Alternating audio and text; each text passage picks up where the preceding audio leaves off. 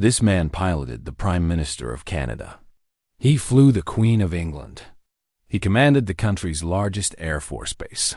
He was a figure of absolute discipline, a man of order, a man who believed he was untouchable. But beneath the medals and the uniform, Colonel Russell Williams was hiding a second life. A life of burglary, assault, and murder. The question isn't what he did. The question is, how long can a man this disciplined keep the mask on when the walls start closing in? In February 2010, Williams walked into a room with Detective Jim Smyth. He thought he was there to help with a routine inquiry. What follows is one of the most intense psychological chess matches ever recorded. We aren't just watching a confession. We are watching the precise millisecond where a psychopath realizes he's been caught. The heavy metal sound of a jail cell door slamming shut. This is the analysis of the Russell Williams interrogation. To understand the body language we are about to see, you first have to understand the sheer arrogance of the man sitting in the chair. By February 2010, a predator was stalking the quiet communities around the Trenton Air Base. 2 women were dead. Dozens of homes had been burglarized. The community was terrified. The police had set up a roadside checkpoint to catch the killer. They flagged a Nissan Pathfinder. The driver wasn't a drifter or a known criminal. It was the base commander himself. When Williams enters this room on Sunday, February 7th, he is not under arrest. He believes he is here voluntarily to clear up a misunderstanding about his tire tracks. Look at him. He isn't defensive. He's annoyed. In his mind, he's a colonel speaking to a subordinate. He views the police not as a threat, but as a bureaucratic nuisance.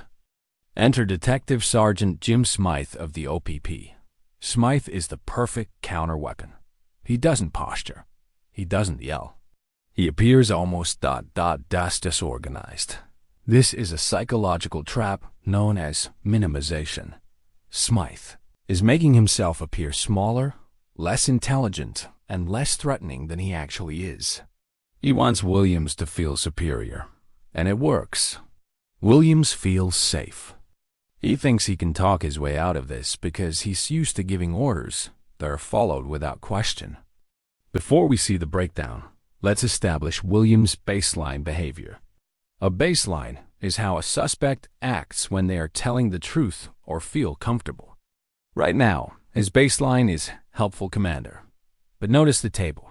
It's empty. Smyth hasn't shown his cards yet. Williams is about to play a game of poker against a man who is holding a royal flush. Let's go to the first question. In the world of criminal psychology, the baseline is everything. To understand when a suspect is lying, we first must understand how they act when they are telling the truth. When Colonel Russell Williams enters the interrogation room at the Ottawa police station, his baseline is not that of a criminal suspect. It is that of a high-ranking military officer dealing with a bureaucratic inconvenience. Notice his spatial dominance. Most suspects, when brought into a police interrogation room, will shrink. They hunch their shoulders. They keep their limbs close to their body to protect their vital organs, a primal, subconscious defense mechanism. Williams does the opposite. He engages in what is known as splaying. His knees are spread wide, claiming territory beneath the table. His elbows are out. His chin is lifted. This is the body language of a man who believes he owns the room. Listen to his voice. It is steady, rhythmic, and helpful. He speaks in complete sentences. This is impression management at its highest level. Williams is a psychopath, which means he lacks empathy, but he does not lack social intelligence. He knows exactly how a good citizen is supposed to act. He's mirroring the behavior of a helpful witness. He believes that his status as the commander of CFB Trenton provides him with a shield of invisibility. He isn't here to be interrogated. In his mind, he is here to assist. But there is a subtle tell, even this early. Watch his eyes. While his face is relaxed, his blink rate is controlled, almost too controlled. He is monitoring the environment with the hypervigilance of a predator. He is scanning for threats, calculating the intelligence of the officers and establishing the timeline he intends to sell. He thinks he is the cat playing with a mouse. He is about to realize he is the one in the trap. Enter Detective Sergeant Jim Smyth. If Williams is the embodiment of rigid military order, Smyth presents himself as the chaotic opposite. This is not accidental. This is a calculated psychological weapon known as the Columbo method, or more formally, minimization. Smyth's goal in this chapter is to lower the status of the police force in Williams' eyes. If Smyth were to walk in with aggression, slamming his fist on the table and yelling accusations, Williams, a man trained to resist torture and handle high-pressure combat situations, would immediately wall up. He would engage his defenses. Smyth knows he cannot outmuscle the colonel. He has to outmaneuver him. Watch Smyth's body language. He leans forward, showing his neck a vulnerable position. He speaks softly. He acts as though he is just checking boxes for the paperwork. This reinforces Williams' narcissism. It confirms Williams' bias that he is the smartest person in the room. Smyth is essentially handing Williams a rope and watching patiently as the colonel begins to tie the knot. This creates a rapport trap. By being polite and seemingly disorganized, Smyth invites Williams to talk. And the more Williams talks, the more data points Smyth has to contradict later. Smyth isn't asking questions because he needs to know the answers. He already knows the answers. He's asking questions to get Williams to commit to a lie on tape. Every helpful clarification Williams offers about his timeline is another nail he is hammering into his own coffin. The pleasantries are over. Smyth begins to tighten the circle. He brings up the roadblock where Williams was identified driving his Nissan Pathfinder. Up until this moment, Williams has been open and expansive. Now, watch the lower half of his body. The moment the specific vehicle is mentioned, Williams crosses his legs. In kinesics, this is called a barrier signal. When we feel threatened, we instinctively place objects or our own limbs between ourselves and the source of the threat. The open, helpful commander is gone. He is physically shielding his torso. Simultaneously, we see a change in his manipulators. Manipulators are self-soothing gestures, grooming, touching the face, or adjusting clothing. Williams begins to pick at a piece of invisible lint on his trousers. This is a displacement activity. His brain is experiencing a spike in cortisol stress. To manage that energy, he channels it into a repetitive, meaningless physical action. He is literally trying to brush off the anxiety. Smyth notices this shift immediately, but he doesn't react. He doesn't pounce. He keeps his voice low and monotonous. He asks about the tires on the Pathfinder. Williams, trying to maintain his helpful persona, offers detailed information about the tread. He thinks he is explaining away the coincidence. In reality, he's validating the evidence. He's confirming that he was driving that specific car, with those specific tires, in that specific area. The crack in the mask is hairline, but it is there. The confident commander is starting to leak nervous energy. This is the chapter where biology takes over. No matter how much training Colonel Williams has, he cannot control his autonomic nervous system. Smyth pivots the conversation to the boots. He asks to look at the bottom of Williams' boots. There it is, the hard swallow. When a human being lies or faces an existential threat, the body enters fight or flight mode. Blood is diverted from the digestive system to the muscles. The mouth goes dry. The throat constricts. Williams gulps, trying to lubricate his throat. It is a loud, visible signal of terror. Williams agrees to show his boots, but his movements have lost their fluidity. He is rigid. He lifts his foot awkwardly. When Smyth looks at the tread, Williams doesn't ask, "Do they match?" Or, "Is there a problem?" He says nothing. The silence is heavy. This is the freeze response. We often talk about fight or flight, but the third option is freeze. It is the predator's response to being spotted. Williams goes perfectly still. His breathing becomes shallow. He is waiting for the strike. He knows that the boot he just showed the detective is the same boot that walked through the snow at the murder scene.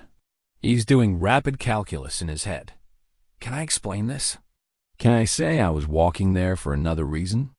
But the logic centers of his brain are being flooded with adrenaline. The physiological betrayal is complete. The body has confessed before the mouth has said a word. In most police dramas, this is the moment the detective slams the table and yells, "We know you did it." But real life is far more devastating. Smyth employs a technique of empathy and inevitability. He looks at the colonel and delivers the line that ends Russell Williams' life as a free man. "It's your boots, Russ." Note the use of the first name. Russ. Smyth strips away the rank. He strips away the title of colonel. He is speaking to the man, the killer. By using his first name, he signals that the social contract of officer and gentleman is void. They are now just two men in a room, and they both know the truth. Williams' reaction is a head drop. He looks at the carpet. This is the universal sign of shame and defeat. If he were innocent, this would be the moment of outrage. He would be demanding a lawyer. He would be calling Smyth incompetent. Instead, he accepts the statement as a fact. This moment is the pivot point. The power dynamic has completely inverted. 10 minutes ago, Williams was the commander of CFB Trenton helping the local police. Now, he's a cornered animal. The illusion of the helpful witness has been shattered. Williams isn't trying to maintain the mask anymore. He's mourning the loss of his life. He knows, in this split second, that he will never fly a plane again. He will never command a base again. The narcissist is grieving the loss of his status, not the loss of the women he killed. The confrontation is over. The interrogation has effectively ended. The confession is now just a formality. Following the revelation of the boots, Williams sits in silence. A neurotypical person, someone with a standard range of emotions, would be falling apart here. They would be crying, hyperventilating, or shouting. Williams does none of these things. He is not experiencing emotional collapse. He is experiencing a logistical recalibration. He is running a cost-benefit analysis. He knows the evidence is irrefutable. Denial is no longer a viable strategy. So, he shifts to the next available tactic, negotiation. I'm having a hard time switching gears. This is perhaps the most revealing sentence in the entire 4-hour interview. It is an explicit admission of compartmentalization. He is telling Detective Smyth that he has two distinct operating systems, the colonel and the killer. He's asking for a moment to shut down the colonel simulation and boot up the criminal persona. He then makes a request. He doesn't ask for a lawyer. He asks to speak to his wife. This is not an act of love. It is an act of control. He wants to be the one to break the news to her. He wants to control the narrative of his own destruction before the police can. He's trying to salvage the last scraps of his reputation within his own home. When Smyth denies this request, Williams realizes he has absolutely no leverage left. The negotiation fails. The surrender begins. When the floodgates open, the nature of the confession is terrifyingly bureaucratic. Typically, confessions are messy. Suspects sob. They mumble. They minimize their actions. I didn't mean to. It was an accident. Williams does the opposite. He treats his confession like a flight debriefing. He is precise, articulate, and helpful. Watch how he corrects Detective Smyth. When Smyth gets a date wrong or a location slightly off, Williams interrupts to correct him. No, that was Tuesday the 17th, not the 18th. Why does he do this?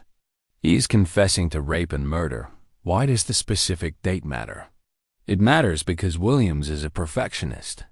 Even in his downfall, he needs the record to be accurate.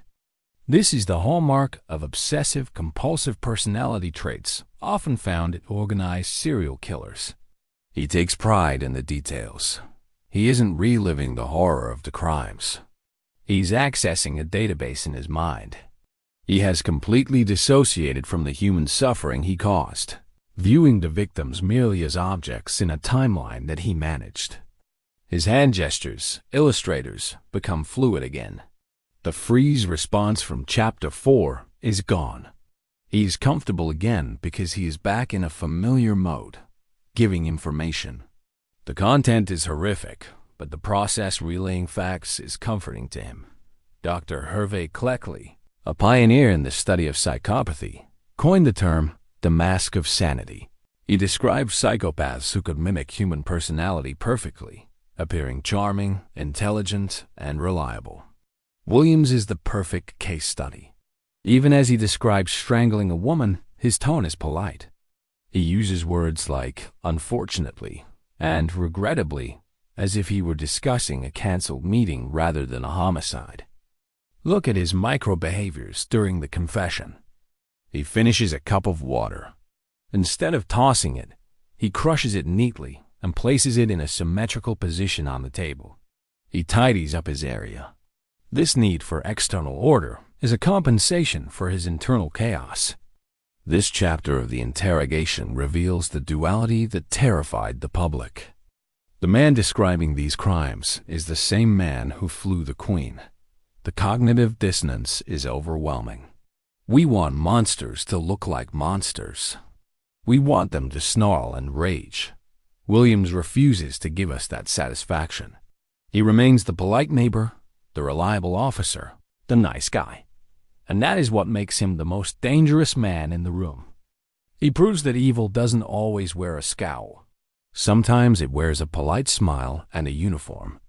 Smyth pivots to the trophies. Williams didn't just kill. He cataloged. He took thousands of photos of himself wearing the stolen underwear of his victims. He kept meticulous records. When Smyth asks about the hidden SD cards and the hard drives, Williams gives them up immediately. Why did he keep the evidence that would eventually convict him? A rational criminal would destroy the photos, but a narcissist cannot. Those photos were his trophies. They allowed him to relive the power he felt during the crimes. To destroy the photos would be to destroy his achievements. Watch his body language when discussing the photos. He hunches slightly. This isn't guilt over the theft. It is the embarrassment of a secret fetish being exposed. It is the shame of a child caught with something they shouldn't have. He's worried about how this will look socially, not morally. He's concerned that his weirdness is being exposed, tarnishing the pristine image of the colonel. He's protecting his ego, not his soul. In the span of 4 hours, we watched the man decompose. We watched Colonel Russell Williams enter the room as a titan of the Canadian military, and we watched him leave as a confessed serial killer. He wasn't beaten into a confession. He wasn't tricked by complex evidence. He was dismantled by silence, a single pair of boot prints, and his own physiological betrayal. The Russell Williams interrogation is a masterclass in criminal psychology because it strips away the Hollywood myths of the psychopath.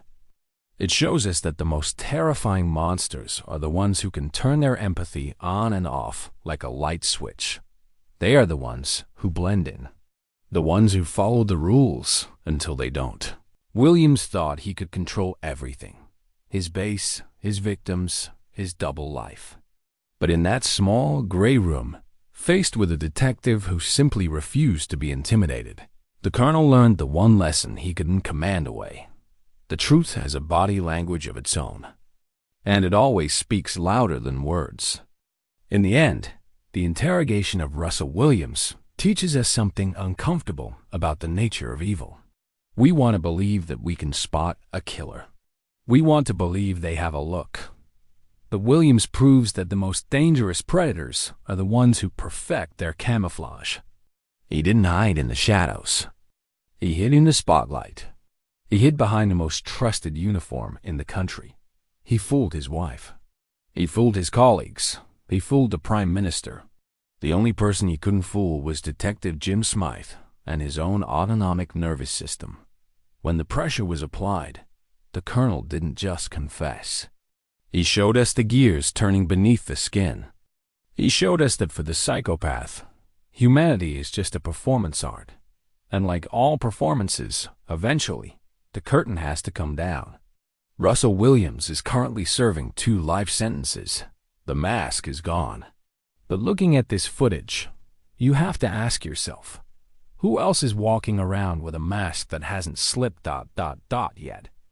If you want to see how other killers betray themselves without saying a word, click the video on screen now. We'll see you in the next interrogation.